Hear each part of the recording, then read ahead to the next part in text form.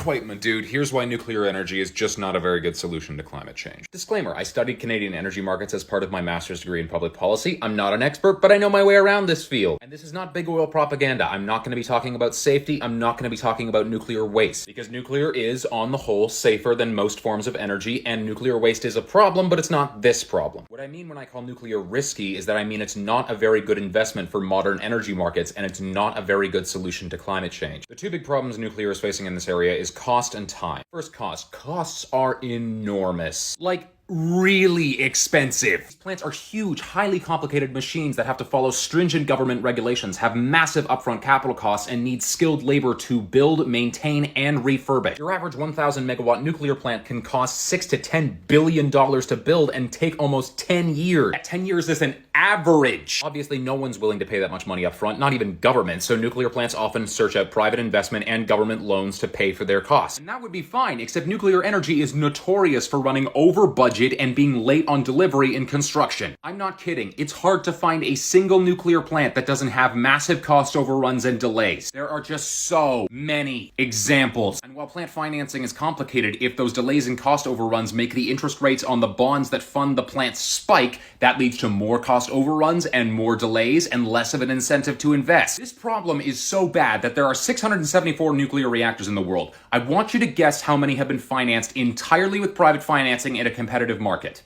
Guess.